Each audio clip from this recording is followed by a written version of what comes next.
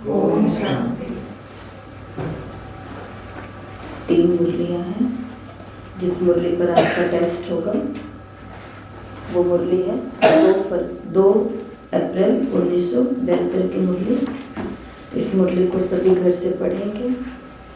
फिर जब टेस्ट आएगा तो सभी को टेस्ट देना है। मुरली पढ़ करके फिर परीक्षा देनी है। पहले टेस्ट में देना क्योंकि टेस्ट खुला ही रहेगा अगले सुबह तक। तो आराम से मुरली को पढ़ना है और फिर उसके ऊपर परीक्षा देनी है। 10 नंबर की परीक्षा है तो 10 में से कितने नंबर आने चाहिए? 1 की मुरली है, मुरली 1 की है तो आने कितने चाहिए? 10 में से 10 आने चाहिए। तो इसके लिए मुरली को बहुत अच्छे से पढ़ना है। और जो बातें बार बार रिपीट हो रही है इसका मतलब उसमें से एक प्रश्न तो पक्का आने वाला है। फिर उस प्रश्न को अच्छे से देना है उत्तर। ठीक है, तो आज 2 मुरलियों का अध्ययन करेंगे। पहली मुरली है 3 मई 1972 की, जिसके अंदर बाबा ने बताया कि आप सभी कौन हो? लॉ मेकर्स हो। लॉ मेकर्स हो। पीछे भी मुरली चली थी पवित्रता की, तो उसके अंदर बाबा ने स्पष्ट किया था कि जो लॉ मेकर होते हैं वो क्या नहीं कर सकते, क्या नहीं बन सकते? ब्रेकर नहीं बन सकते। जो लॉ बनाने वाले हैं, नियम कायदे कानून, वो लॉ को, नियम कानून कायदों को तोड़ नहीं सकते। और दूसरे को जो कानून सिखाएंगे उसको पहले खुद को उस लॉ पर चलना होगा। मुरली के अंदर बाबा ने सभी बातें स्पष्ट की हैं कि हमारी जो ये संस्था है ब्रह्मा कुमारी या शिव बाबा का जो ये ज्ञान यज्ञ है, तो इसका मूल नियम कौन सा है? कौन सा कानून है सबसे उत्तम, सबसे श्रेष्ठ, सबसे ऊंचा? और इससे भी ऊंचा कि शिव को देखना है, शव को नहीं देखना। संस्था का सबसे ऊंचा नियम, कानून, कायदा या मर्यादा क्या है कि यहाँ पर केवल शिव को देखना है, शव को नहीं देखना। बाबा ने कहा शिव को देखते देखते शव को देखते हैं, और वो शव क्या है? वो शिव नहीं है, वो विष है।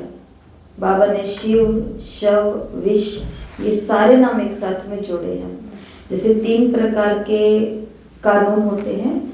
एक होता है गवर्नमेंट का कानून, सरकार के कानून होते हैं। आप रॉन्ग साइड में चल रहे हैं, हाथों हाथ सजा मिलेगी, हाथों हाथ भोगनी पड़ेगी, हाथों हाथ जुर्माना लगेगा, हाथों हाथ चालान कटेगा, सजा हाथों हाथ मिलती है।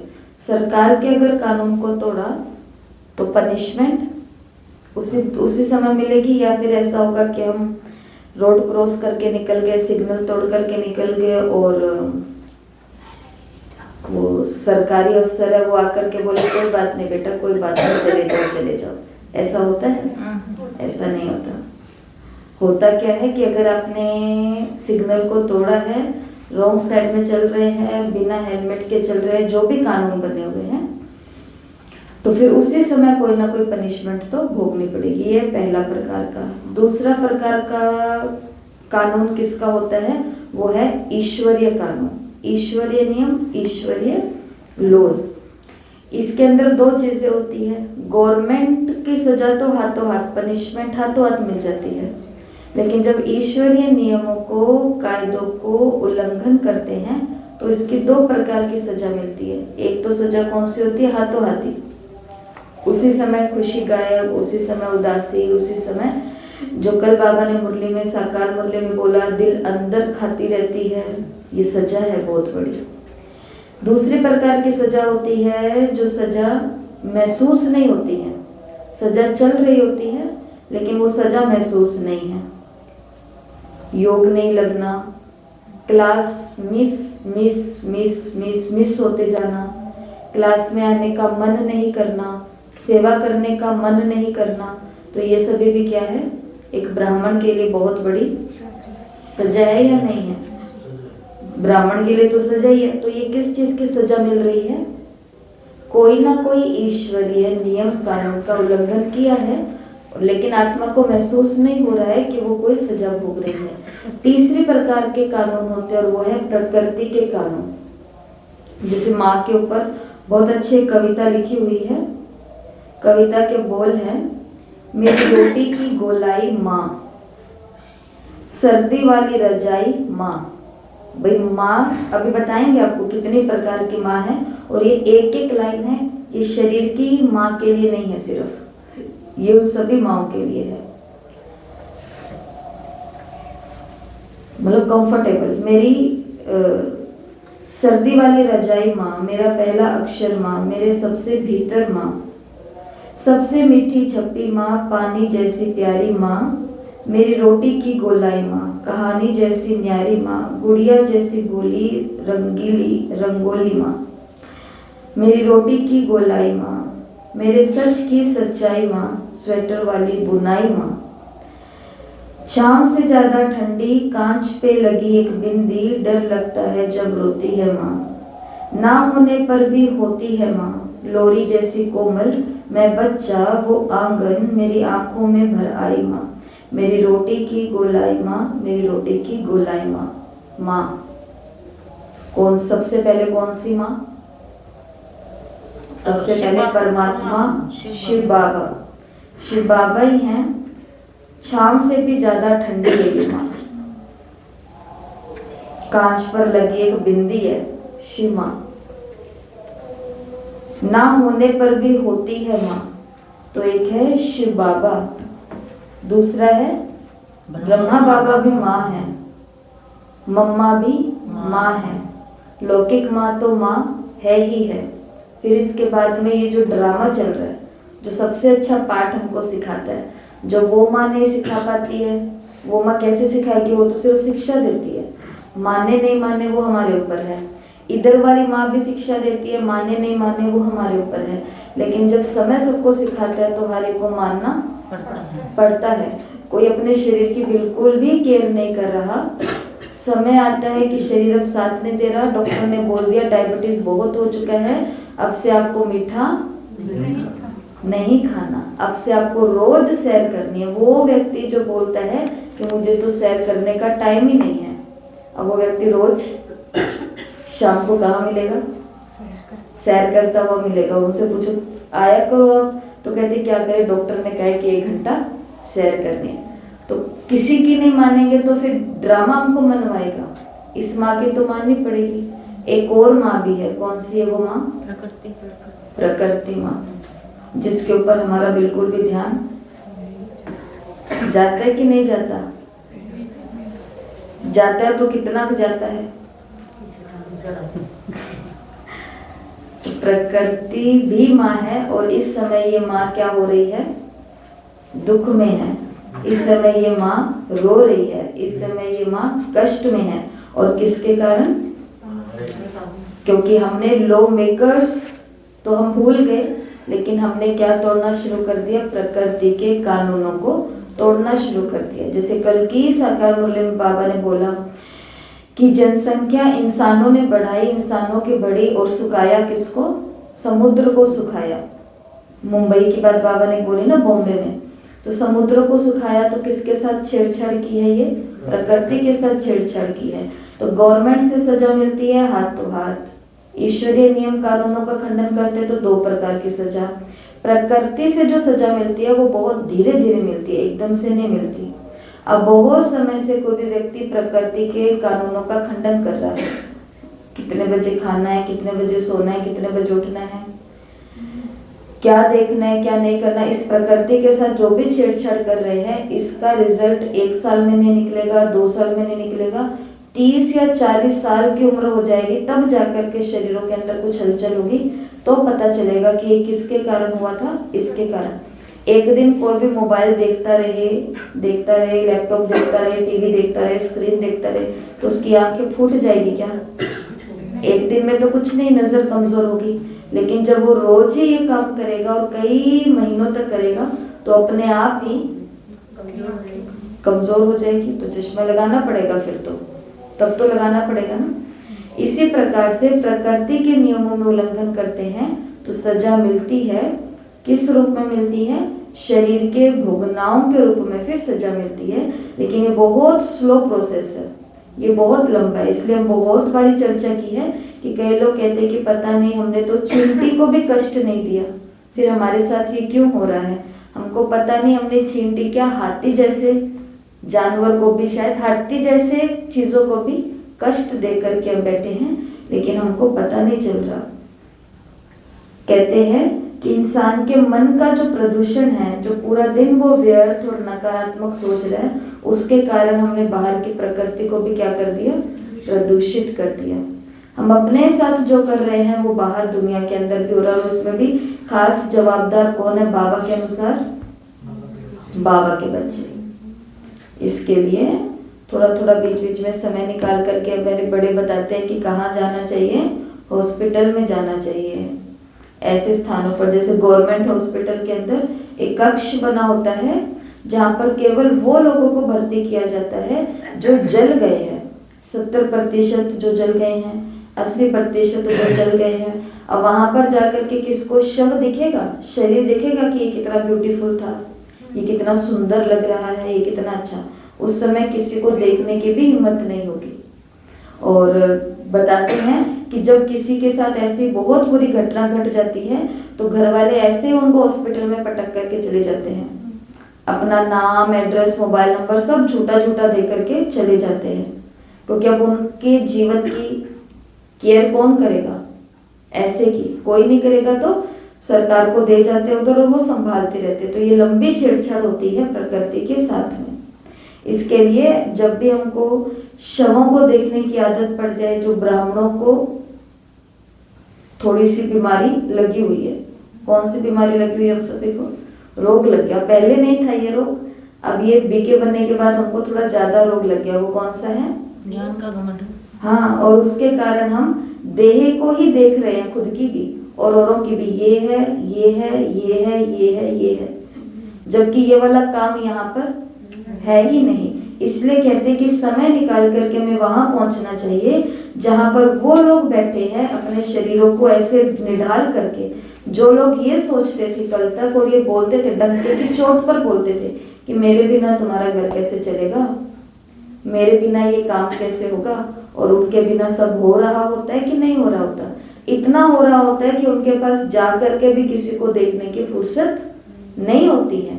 इसके लिए किसी भी मुरली जो चली है विशेष सिर्फ एक ही बात के ऊपर चली, और वो एक ही बात बाबा ने पूरी की पूरी डिटेल में बताई है कि शिव को देखना है, शव को नहीं देखना। शव को देखना माना विष को देखना, जहर को देखना। और बहुत स्लो प्रोसेस के अंदर ये बीमारी फिर हम तक आती है। चलते हैं मुरली के ऊपर। पहली मुरली का अध्ययन करेंगे 31 से 40 लोकेशन। कल की 20 लोकेशन हमने देखी थी, कौन सी थी वो? जो शुरू हुई थी सबसे पहले कर्म क्षेत्र। नहीं, कर्म क्षेत्र से नहीं, उसके ऊपर लाइफ डिस्पेंसरी। तो क्या था पहला पॉइंट? डिस्पेंसरी। 40 तक करवा दी थी। डिस्पेंसरी से कल हमने शुरुआत की थी ना। मुरली का पहला महावाक्य क्या था डिस्पेंसरी के अंदर? बिना देखे मददगार बनना है, निर्विघ्न बनाना है। दूसरा डाइनिंग एरिया, वहां पर माया से धोखा नहीं खाना। तीसरा भंडारा, वहां पे दुख हरता सुख करता बाप के बच्चे हैं। अगला हाँ, ग्लोबल हॉस्पिटल के अंदर अधिकारी बनना है, अधीन नहीं बनना। मुरली नहीं पढ़ी? मुरली पढ़ी कि नहीं पढ़ी? पढ़ी तो थी। फिर अगला होमवर्क भी किया था, फोटो भी भेजी है। ज्ञान सरोवर। ज्ञान सरोवर में होली खेल रहे हैं, संग के रंग में रहना। किसके रंग में? किसके संग के रंग में? शिव बाबा के। और पीस पार्क में क्या है? हाँ, संकल्प उठाने हैं। वो कौन से होने चाहिए? अगर मैं विशेष आत्मा हूँ तो चेक करना है कि मेरे जो संकल्प उठ रहे हैं वो साधारण संकल्प है या श्रेष्ठ संकल्प है। बाबा कहते हैं कि गड़बड़े होने से पहले ही खुद की चेकिंग कर लो। बुद्धिमान व्यक्ति की निशानी क्या होती है? कहना, सोचना और करना, उससे पहले वो करने और कहने से पहले वो क्या कर लेता है, सोच लेता है। बेसमझदार व्यक्ति की निशानी क्या होती है कि वो पहले कर देता है, पहले सब कुछ हो जाता है, उसके बाद में वो सोचता है कि मुझे यहाँ जाना चाहिए था, नहीं जाना चाहिए था, मुझे ये कहना चाहिए था, नहीं कहना चाहिए था, मुझे तो ये बिल्कुल ही नहीं देखना चाहिए था, कर कुरा करके जो सोचता है। और फिर यहाँ पर भी गड़बड़ी ये होती है कि एक बार अगर आदत लग गई किस चीज की, गड़बड़ी करके सॉरी सॉरी सॉरी, गड़बड़ी करके सॉरी सॉरी सॉरी, गड़बड़ी करके सॉरी सॉरी सॉरी, तो फिर वो काम चलता ही रहता है। क्योंकि कौन सी शक्ति खत्म हो गई, महसूसता की शक्ति खत्म हो गई। इसके लिए जैसे बच्चा होता है, बच्चों को बचपन से ही जैसा संस्कार सिखा दिया जाता है, उसकी गाड़ी वैसे चलती है। जैसे घर बनते हैं, आपने देखा ना, घर बनता है, दुकान बनती है, ऑफिस बनता है, कुछ भी बनता है, तो जमीन को पक्का करने से पहले जब रेत डाली जाती है, उस रेत को ठोका जाता है कि नहीं ठोका जाता, या उसको सॉफ्ट ही छोड़ दिया जाता है कि नहीं रेत तो सॉफ्ट बहुत अच्छी लग रही है, कौन ठोकने का काम करे, इससे अच्छा इसके ऊपर ऐसे ही प्लास्टर कर दो सीमेंट बजरी डाल के। ऐसा तो नहीं होता है ना, देखा है ना सबने, सभी ने देखा। मिस्त्री जब मिट्टी छोड़ के मिट्टी आती है तो मिट्टी के अंदर बच्चों को मजा तो बहुत आता है, ठंडी ठंडी मिट्टी के अंदर कि लोटपोट होते जाओ, घर घर बनाते जाओ, खेलते जाओ। लेकिन अगले दिन वो आकर के क्या कर देते हैं, एक उनके पास ऐसा डंडा और एक ऐसा चौरस साधन होता है, उससे दबा दबा के उस मिट्टी को पूरा समतल कर देते हैं। इसी प्रकार से हमें अपने मन की धरनी, जो संकल्प एकदम उबड़ खाबड़ हुए पड़े, उनको भी क्या करना, मुरली के अंदर ही बाबा ने बोला, उनको भी ठोक ठोक करके मजबूत करना पड़ेगा। पहले ही अंदर पिटाई, छंटाई, कटाई सब हो जानी चाहिए, फिर जो मुंह खुलेगा और जो कर्म होंगे वो कैसे होंगे, एक्यूरेट होंगे। तो बाबा ने पीस पार्क के अंदर कौन सी पॉइंट याद रखी हमने कि चेक करो कि जो संकल्प उठ रहे हैं वो श्रेष्ठ है या साधारण है। अगर साधारण संकल्प है तो हमको फिर बोल और कर्म में लाना ही नहीं है, भटकने वाले संकल्प है तो। लेकिन अगर संकल्प है ही श्रेष्ठ तो उसके लिए तो कल की मुरली का क्या प्रश्न था, कल की मुरली में एक प्रश्न भेजा था क्या कि अगर हमको पता चल गया कि अभी नहीं तो कभी नहीं, तो उस काम को कब कर लेना चाहिए, अभी की अभी कर लेना चाहिए। तो जब पता ही है मेरे को श्रेष्ठ संकल्प उठ रहा है, जैसे कल एक परसों एक बहन आए थे तो वो कहते कि मैं यहाँ से योग करके गई, जैसे वो जिस टाइम आते हैं अपने बाद में क्लास के बाद में, तो कहते करके गई और मेरे को अंदर ऐसा दर्द हो रहा था छाती के अंदर, कहते मेरे को वो दर्द हो रहा था और मेरे को लगा कि अब मैं गई, अब मैं आऊंगी नहीं वापस, निकल रही थी बाहर। और कहते कि अब मैंने बाबा को बोला कि बाबा मैं आऊंगी नहीं। उससे पहले उसने कुछ छोटी मोटी चीज का कुछ सोचा हुआ था कि मुझे ये करके जाना है, और वो कहती कि मैं गई हूँ लेकिन मैं आती नहीं, लेकिन मैं आई सिर्फ इसलिए हूँ कि मेरे को अभी कुछ हो आ गया, अंदर कोई नाड़ी नस फट गई, कुछ हो गया, तो फिर मेरा तो ये जो संकल्प क्या वो रह जाएगा। तो श्रेष्ठ संकल्प जो होता है उसको कब कर लेना चाहिए, उसी टाइम ही कर लेना चाहिए। और जो व्यर्थ साधारण नेगेटिव संकल्प होते हैं उसको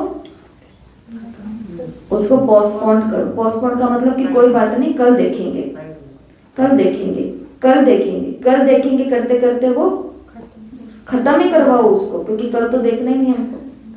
पीस पार्क के बाद शांतिवन में क्या, आलस, बिना आलस के रहना है, क्योंकि बाबा ने कहा उमंग और उल्लास को खत्म करने वाला कौन है, आलस। आलस ही है जो हमें कोई भी सेवा ढंग से नहीं करने देता, आलस ही है जो हमें कोई भी कार्यक्रम नहीं करने देता। आलस और अलबेलापन, इसके बाबा ने भिन्न भिन्न रूप बताए, वो अपने सबने मुरली पढ़े। अगला मनमोहिनी वन, विजय गुणगान, चित्र लेके घूमना है बाबा का 32 गुणों वाला। कि बाबा ने कहा कि कोई भी बात आती है तो गुणगान करो, खुद के गुणों का और शिव बाबा के गुणों का महिमा करो, कमाल है, कमाल है। और मानसरोवर अनेक बार के, सिर्फ विजय नहीं है, अनेक बार के विजयी हैं। और उसके बाद में यूरोप में क्या, लंदन में क्या करने गए हैं, आज हमारा समर्पण है। और समर्पण की परिभाषा से पूरा ही अलग, ये है समर्पण की असली परिभाषा। समर्पण की असली परिभाषा कौन सी है कि जब आप बाबा के कल के महावाक्य, जो खुद को बॉडी कॉन्शियस ना समझे वही समर्पित है।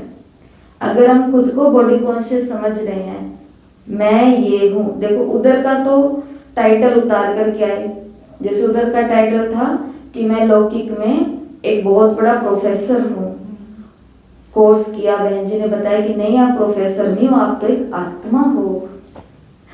पक्का हो गया कुछ दिनों के, कुछ महीनों के अंदर कि हाँ मैं तो एक आत्मा हूँ। आत्मा करते करते सेवा के क्षेत्र में आए, सेंटर खुला, ये बने वो बने, सब कुछ बन गया, अपने हाथ में सारी कंट्रोलिंग पावर आ गई। फिर धीरे धीरे क्या रहने लग गया कि मैं तो श्रेष्ठ सेवाधारी हूँ, मेरे कारण तो सारे काम होते हैं, मैं हूँ तो सब चीजें चल रही है।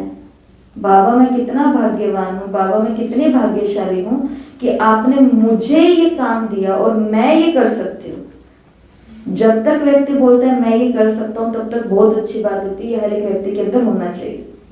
क्योंकि एक होता है मैं तो कर ही नहीं सकता, ये है सबसे लो कॉन्फिडेंस, तो उसको थोड़ा ऊपर लेकर के आना है। एक होता है मैं कर सकता हूँ, यह कॉन्फिडेंस, बहुत ही अच्छी बात है। और घमंड किसको कहा जाता है? मैं ही कर सकता हूँ, कि बाबा ये काम तो सिर्फ मैं ही कर सकता हूँ, थैंक्स बाबा, ये तो मैं ही तो मैं ही कर सकता हूँ। तो उधर से तो भूले थे प्रोफेसर को, और इधर आकर के ये नया हमने चोला धारण कर लिया, तो इसको समर्पण कहेंगे? बाबा ने कहा बॉडी कॉन्शियस ना हो वही क्या है समर्पण। कहाँ हुआ? यूरोप में। यूरोप के बाद अमेरिका, क्या हुआ न्यूयॉर्क में कल? जो सर्व समर्पण होता है उसको ही स्टेज मिलती है, संपूर्णता की स्टेज किसको मिलती है? उसको ही। ये कोई ये तख्ते वाली स्टेज की बात नहीं हो रही है। स्टेज मतलब वो वाली स्टेज जो बाबा ने इस साल की 31 दिसंबर 18 जनवरी 2025 की मुरली के अंदर बाबा ने बताया था। इस मोबाइल के ऊपर तो हमने तो स्क्रीन के ऊपर ही वो लिख करके रखा हुआ है, जिसके अंदर बाबा ने बोला कि जब विनाश का समय होगा तो तुमसे प्रत्यक्षता होगी, ये होगी संपूर्ण स्टेज। आज की मुरली के अंदर बाबा ने बहुत अच्छी बात कही है। और अफ्रीका में माया के कागज, अफ्रीका के अंदर क्या है? माया की रिमझिम और माया की छन भी कम नहीं है। बाबा को पहचानने के लिए तो मुरलियां हैं, माया को पहचानने के लिए कोई मुरली है? हथौड़े खाओ और माया को पहचानो। और एशिया में है अपनी झलक, एशिया में क्या है? अपनी झलक से बाप की झलक दिखानी है। उसके बाद में ऑस्ट्रेलिया, कमाल, एक ही शब्द याद रखना बस। अगला हिंद महासागर, भस्म, क्यों को, जितने भी प्रकार के क्यों है ना, क्यों क्यों क्यों, बाबा क्यों, बाबा ने कहा इन कारणों को भस्म कर दो। फिर उसके बाद में अंटलाटिक, जो लक्षणधारी होगा वो लक्ष्मी बनेगा। फिर उसके बाद में प्रशांत महासागर, सबसे बड़ा पतित पावनी। पतित पावनी के सामने बाबा ने कहा इतनी पावर तुम्हारे अंदर होनी चाहिए कि जो पतित आए वो बदल करके पावन बन जाए, ठहर ही ना सके वो, या तो वो तुम्हारे सामने ठहर ना सके और उसके अंदर ठहरने की हिम्मत है तो वो पतित पने को छोड़कर पावन बनने के लिए ठहरे सिर्फ। बहुत उसके बाद में आर्टिक महासागर, अपने ऊपर कड़ी दृष्टि रखनी है, कड़ी वृत्ति और कड़ी समृद्धि रखनी है अपने ऊपर। क्योंकि खतरा सबसे ज्यादा मुझे किससे है? दूसरे की बातों में आऊं ना आऊं, खुद की बातों में ही लोटपोट हम हो सकते हैं। और लास्ट क्या था? दक्षिणी, सबसे पावरफुल बात कि माया का क्या करना है? तिरस्कार करना है। मैं माया का तिरस्कार करने वाली हूँ, ठीक है। उसके बाद में कर्म क्षेत्र था, बेडरूम था, market, ground, ATM, shop, park, petrol pump, hospital और रिहेबिलिटेशन सेंटर, नशा मुक्ति केंद्र या फिर पुनर्सुधार केंद्र इसको बोलते हैं। तो चलते हैं मुरली की तरफ। पहले है कर्म क्षेत्र। कर्म क्षेत्र देखो, माताओं का कर्म क्षेत्र उनका घर है, रसोई है या जो भी है, भाइयों का या वर्किंग जो है उनका कर्म क्षेत्र, अपना अपना कर्म क्षेत्र। देखो मुरली के अंदर पहली पॉइंट आएगी जो हमको याद रखनी है।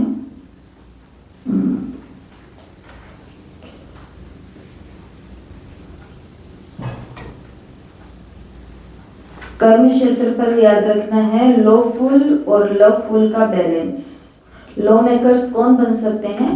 जो लॉफुल और लवफुल दोनों का बैलेंस होगा, जिसके अंदर प्यार भी बहुत लेकिन मर्यादा भी बहुत। तो लोफुल और लवफुल का बैलेंस कहाँ पर? कर्म क्षेत्र पर। तो आज कर्म क्षेत्र पर क्या करना है? नियम पर भी चलना है और प्रेम से भी रहना। हाँ, प्रेम भी होना चाहिए और कायदा भी होना चाहिए। जैसे एक माँ के अंदर अगर सिर्फ प्यार ही प्यार होगा तो पूरी की पूरी संभावना है बच्चे के बिगड़ने की। लेकिन माँ के अंदर प्यार के साथ कायदा भी होगा, आंख का डर भी होगा, तो वो हमेशा ट्रैक पर भी रहेगा। तो लोफुल और लवफुल का बैलेंस।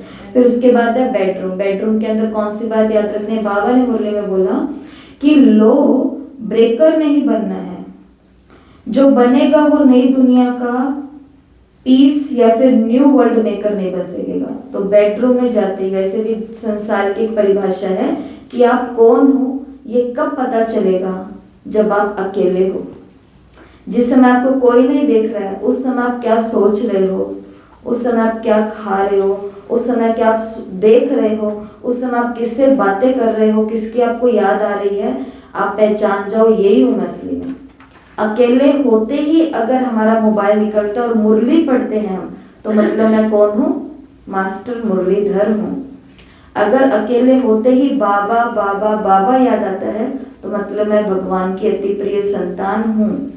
अकेले होते, इसलिए बाबा ने कहा अगर अकेले हो तो बेडरूम के अंदर हम अकेले ही होते हैं। बेडरूम मतलब आपका अपना स्थान। तो वहां पर कौन सी बात याद रखनी है कि कोई भी प्रकार का लो ब्रेक नहीं करना, कोई भी प्रकार का नियम का उल्लंघन नहीं करना। जो नियम का उल्लंघन करेंगे, बाबा ने कहा, वो नई दुनिया के मेकर्स नहीं बन सकते, पीस मेकर नहीं बन सकते। वैसे ग्रुप में ये सब चीजें आ जाएंगी।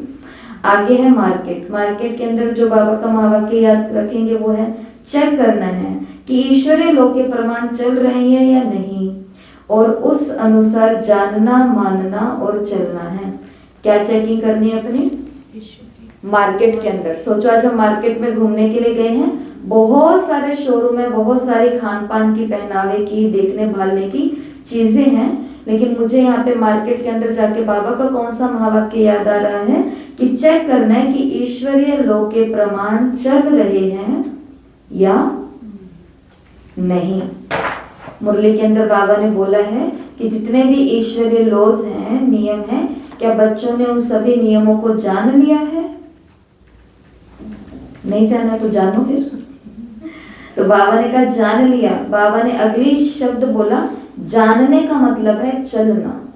जो कहते हैं मैंने ईश्वरीय नियमों को जान लिया, मुझे मत बताओ, मैं सब जानती हूँ। तो जानते हो फिर आप चलते क्यों नहीं हो? उसका मतलब आपने जाना नहीं है। जानने का मतलब चलना। तो मार्केट के अंदर क्या याद रखेंगे? अपनी क्या चेकिंग करनी है आज मार्केट में घूमते घूमते? ईश्वरीय लोक के अनुसार मैं, प्रमाण अनुसार मैं चल रही हूँ या नहीं। आगे है ग्राउंड। पुरुषार्थ शब्द याद रखना है। ग्राउंड में गए हैं और कौन से शब्द याद रखना है? पुरुषार्थ। पुरुषार्थ का मतलब क्या होता है? मेहनत।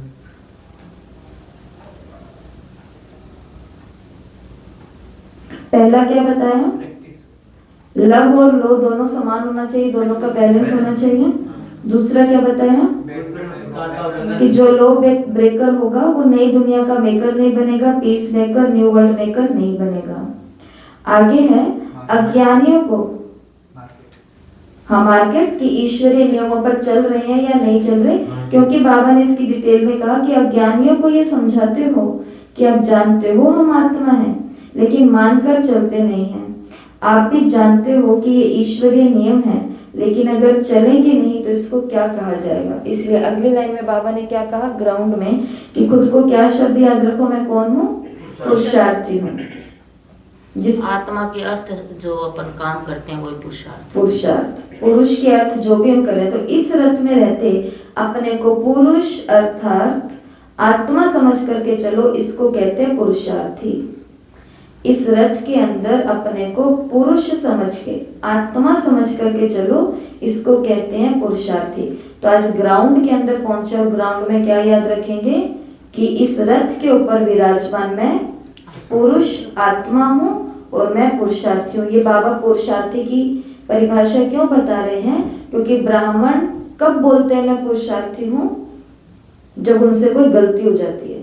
गलती होती है तो हम क्या बोलते हैं? मैं तो पुरुषार्थी हूँ ना, मैं तो पुरुषार्थी हूँ ना। तो बाबा ने कहा तुम क्या हो? सभी पुरुषार्थी हैं, क्योंकि इस रथ के ऊपर विराजमान मैं आत्मा पुरुष हूँ। कहाँ याद रखेंगे? देख लिया, इसका सीन देखो, पिक्चर निकालो तो याद रहेगा कि एक बड़ा सारा ग्राउंड कौन सा? अपने शहर का ग्राउंड देखो, राजीव गांधी स्टेडियम देखो, इतना बड़ा सारा ग्राउंड है। और वहां पर खुद को देखो, कितने बड़े सारे ग्राउंड के अंदर मैं हूँ। इस रथ के ऊपर विराजमान मैं आत्मा पुरुष हूँ, क्योंकि मैं पुरुष, और इसीलिए मैं पुरुषार्थी हूँ। नेक्स्ट है एटीएम। बाबा का महावाक्य है, इस मुरली का सबसे महत्वपूर्ण महावाक्य है और हमारे जीवन का भी सबसे महत्वपूर्ण महावाक्य है। एक मात्रा में अंतर, एक मात्रा के अंतर का शब्द है कौन सा? शिव और शव। शिव के बजाय शव को देखते हो, शव को देखने से शिव को भूल जाते हो, और शिव शब्द बदलकर फिर विष बन जाता है। एटीएम पर पहुंचे और एटीएम पर पहुंचते ही हमको क्या याद आ गया कि मुझे शिव को देखना है, मुझे शव को नहीं देखना। शिव को भूले अर्थात विष। बाबा ने कहा जो जो चीजें शिव को बोलती हैं वो सब विष। सोचो कि पैसा निकालने के लिए गए हैं, लेकिन वो पैसा खुद के भोग विलास के लिए गए हैं, तो बाबा ने कहा ये पैसा भी क्या है? विष है। तो एटीएम पर पहुंचे हैं तो भी कौन याद रहे? शिव।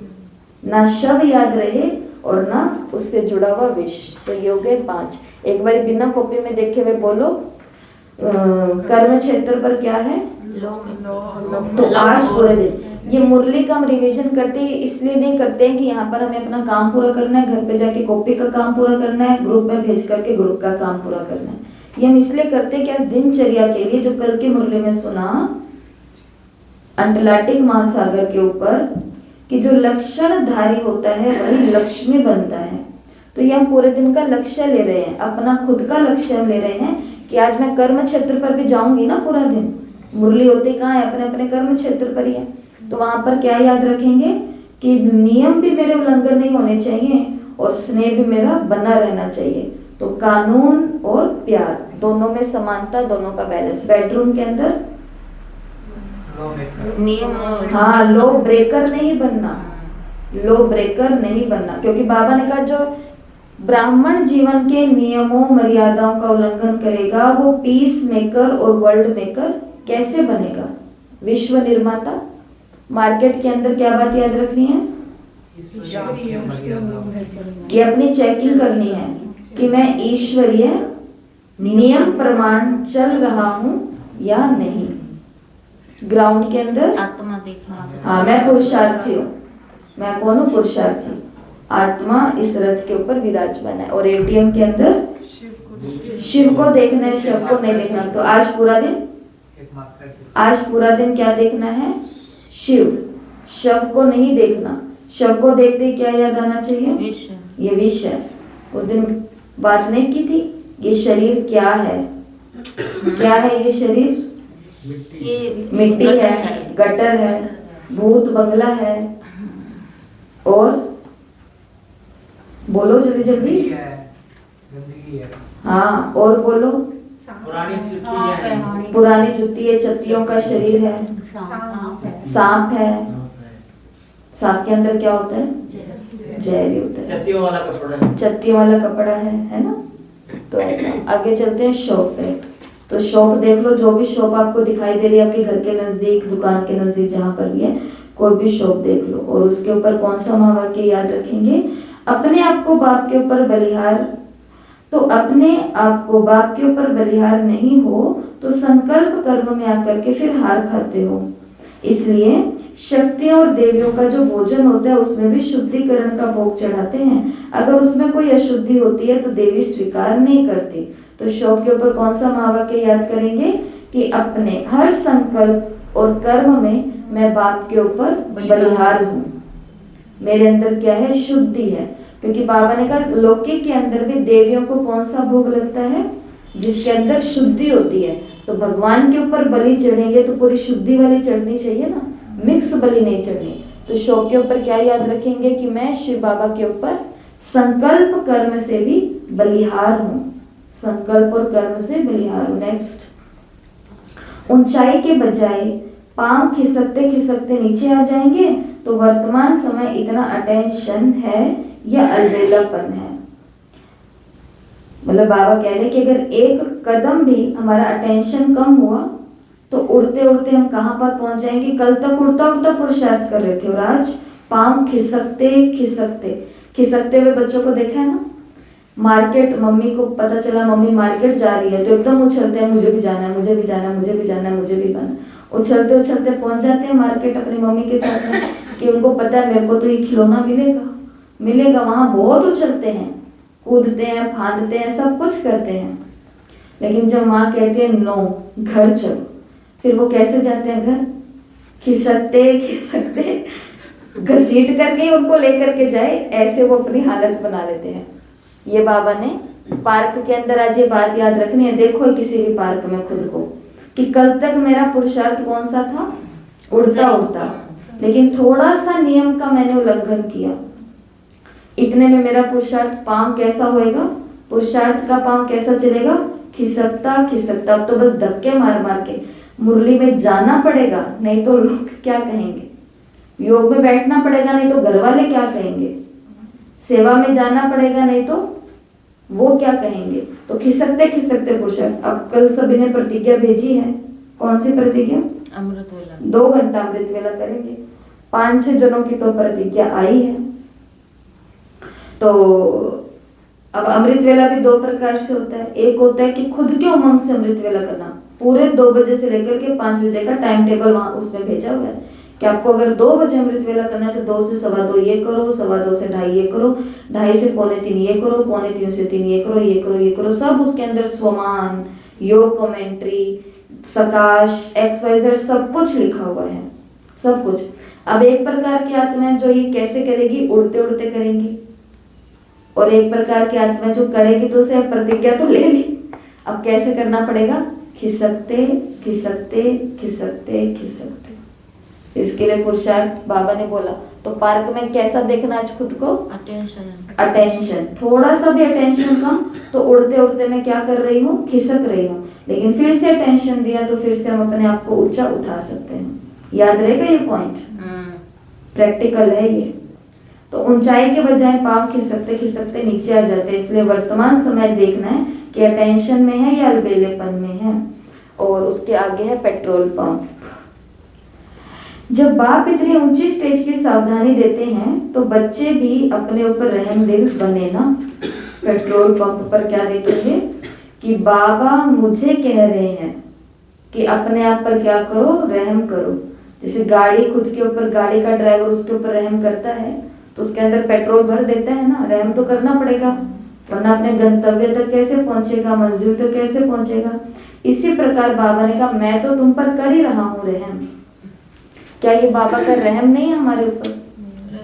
हमारे ऊपर तो बाबा का रहम बरस रहा है सुबह सुबह ही। अब पूरे दिन खुद के ऊपर दया किसको करनी है? इतनी सारी जबरदस्त पढ़ाई करने के बाद भी अगर हमारा मन डिस्टर्ब है, अगर हमारा मन उथल पुथल में है, अगर हमें पता ही नहीं है योग कैसे लगाऊं, पुरुषार्थ कैसे करूं, तो इसका मतलब मैं खुद के ऊपर दया, खुद के ऊपर रहम, खुद के ऊपर करुणा नहीं कर रही हूँ। इसलिए पेट्रोल पंप पे कौन सी बाबा की बात याद रखेंगे? हाँ, कि बाप तो इतनी ऊंची सावधानी देते हैं लेकिन बच्चे भी तो अपने ऊपर रहम दिल बने ना। रहम दिल क्यों बने? क्योंकि बाबा ने कहा अभी तो तुम लोगों को तोड़ रहे हो, बाद में फिर धर्मराज मिलेगा, फिर तुमको वो तोड़ेगा तो फिर बुरा लगेगा। इसलिए उससे पहले क्या हो जाए? खुद के ऊपर क्या करो? रहम करो। और सेकंड लास्ट है हॉस्पिटल। वो रूप सतगुरु का नहीं होता। कौन सा रूप? जो प्यार से नहीं चलाता, ड्रामा जब चलाता है तो। सतगुरु का रूप जैसे सतगुरु है वैसे ही सतकर्म, सतबोल, सतकर्म बनाने वाला हो। तो बाबा ने कहा कि बाप के रूप को जानना है। सतगुरु नाज और अलबेलापन देखने वाला नहीं है, इसलिए अब समय और बाप के रूप को जानो। ऐसे ना हो कि बाप के इस अंतिम स्वरूप को ना जानते हुए अपने बचपन के अलबेलेपन में आकर के धोखे खा करके बैठे रहो। इसके लिए हॉस्पिटल में क्या याद रखेंगे? शिव बाबा कौन है हमारा? सतगुरु है। सतगुरु से याद आते ही हमको क्या याद आना चाहिए कि मेरे हर संकल्प कैसे होने चाहिए? सत्य। मेरे हर बोल कैसे होने चाहिए? सत्य। मेरे हर कर्म कैसे होने चाहिए? सत्य।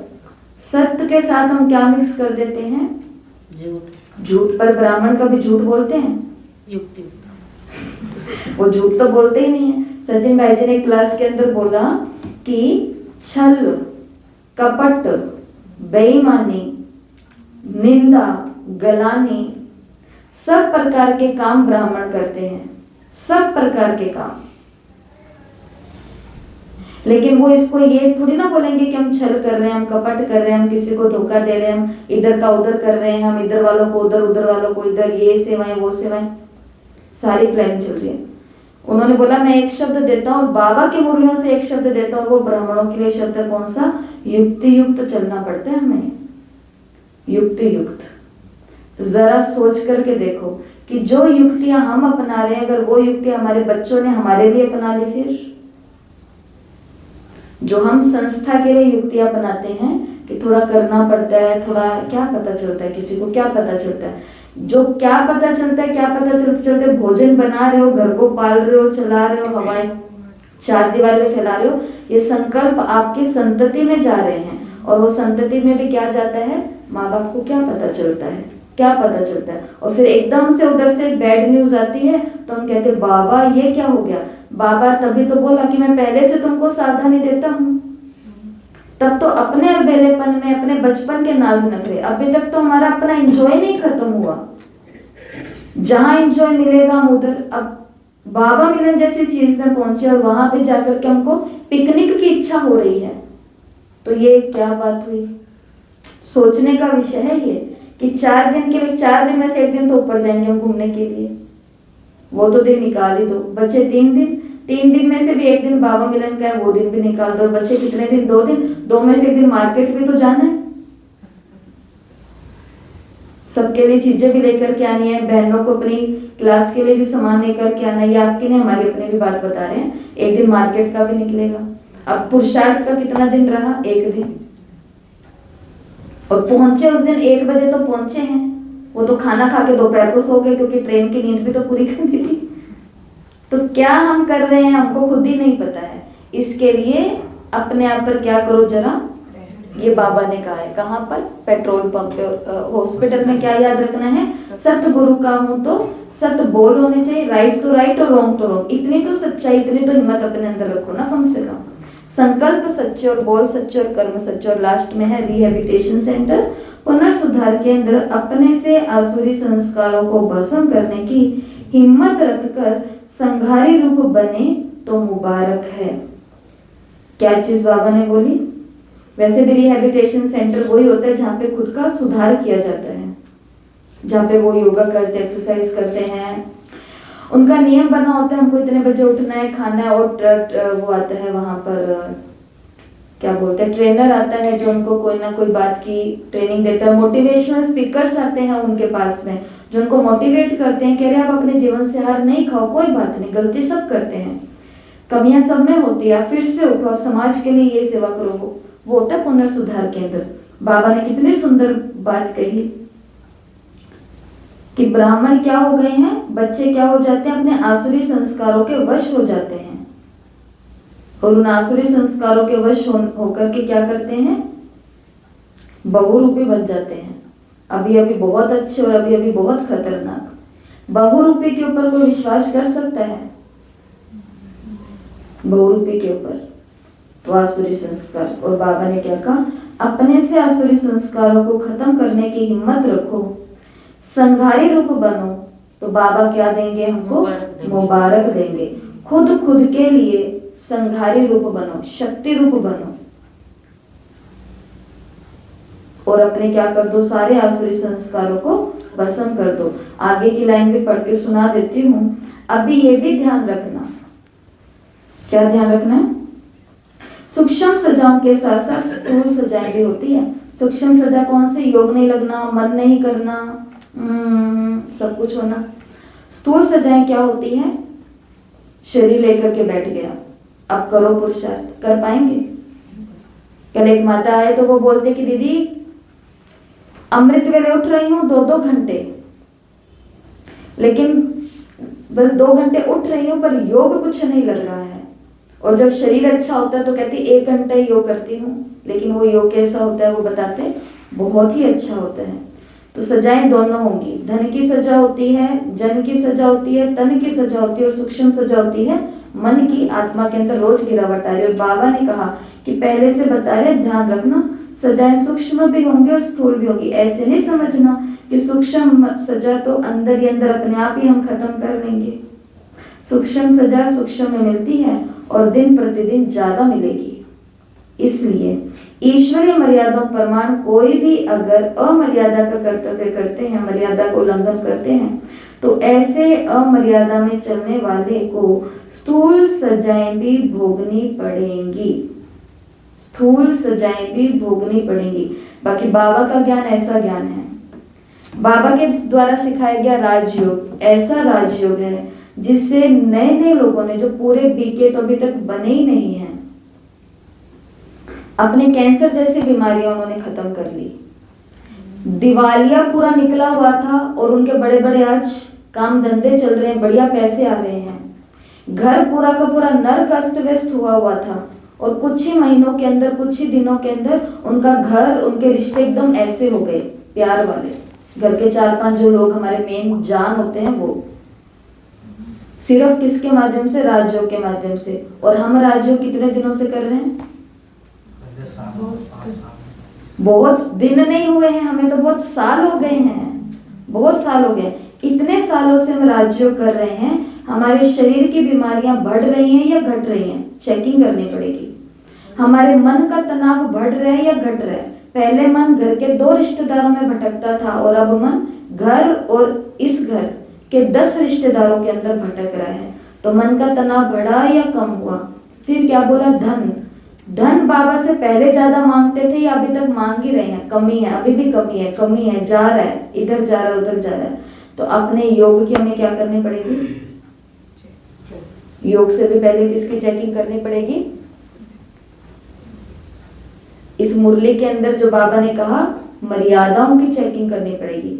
लो अगर टूट रहे हैं तो सूक्ष्म में और स्थूल में सजाएं खा रहे हैं ना, तो इसके लिए कहाँ ध्यान दो? अपने अपने नियम, मर्यादा, कायदों पर। यह है पहली मुरली। इस मुरली को कल की तरह ही ग्रुप में भेज देंगे। मुरली के लोकेशन ये तो सबको याद होने चाहिए, और जो नए पहली बार ये कर रहे हैं वो उनको बहुत अच्छे से याद करवा देते हैं। सबसे पहले ये क्या है? Rehabilitation centre. पुनर्सुधार केंद्र से निकल करके हम कहाँ पहुंचे? रेलवे स्टेशन पहुंचे। पुनर्सुधार केंद्र से, जिसका सुधार हो गया है ना मेरा, तो वो आत्मा निकल करके कहाँ पहुंची? Railway station. रेलवे स्टेशन से निकल करके किस में बैठी? ट्रेन में बैठी। ट्रेन में बैठ करके वो कहाँ पहुंची? एयरपोर्ट पहुंची। एयरपोर्ट से उतर करके कहाँ बैठी? फ्लाइट में बैठी। फ्लाइट से उतर करके जिस शहर में पहुंचे वहां बस ली, बस स्टैंड पर पहुंचे। बस स्टैंड, बस स्टॉप से कहाँ पहुंचे? बस में बैठे। बस में बैठ करके कहाँ गए? ओल्ड एज होम में गए। Old age home, old age home का मतलब वृद्धाश्रम।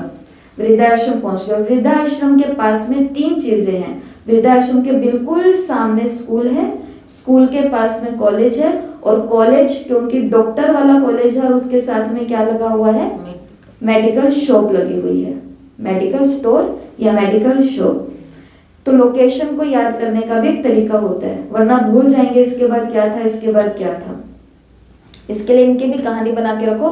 कर्म क्षेत्र से अपने बेडरूम में गई, बेडरूम में याद आ गया कि मार्केट से सामान लेके आना है, तो मार्केट पहुंची। मार्केट से आते आते बीच में ग्राउंड में अपने दोस्तों को, सखी सहेलियों को, इसको उसको देख लिया। फिर सोचा कि मार्केट में तो सारा पैसा खर्च करके आ गया, अब घर पे बताना तो पड़ेगा। तो एटीएम से पैसे निकाले, शॉप पे गए, ऐसे ऐसे करके अपना एक कहानी बना के रखनी होती है जिससे हमको ये याद रहेंगे। तो कल की ही तरह आज ये 24/4/72 की मुरली है। इसके 10 पॉइंट आपको भेज दिए जाएंगे। घर पर जाकर के क्या काम करना है? तीनों मुरलियों को पढ़ना है। एक मुरली के ऊपर पेपर देना। कौन सी मुरली है ये? 2 अप्रैल की मुरली है। उसके बाद में इन दोनों मुरलियों के बाद में जो भी 10 और 10 महावाक्य निकल करके आए इनको लिखना है और ना केवल लिखना, और आज पूरे दिन तो इस मुरली का बहुत अच्छे से प्रैक्टिकल में अनुभव भी करना है। ठीक है, ओम शांति। ओम शांति।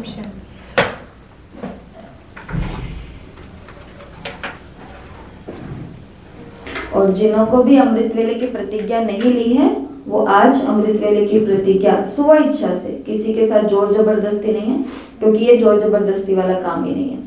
तो जिनको लगता है कि 21 दिन मुझे अमृत वेले का अनुभव करना है, तो 21 दिन वो प्रतिज्ञा लो, प्रतिज्ञा पत्र के ऊपर अपना नाम लिख के भेजो, नहीं तो सीधा कई बहनों ने सीधा नाम और अपने शहर का नाम लिख करके भेजा है, तो वो करो। संगठन के अंदर प्रतिज्ञा लेते हैं तो उसके अंदर बल होता है।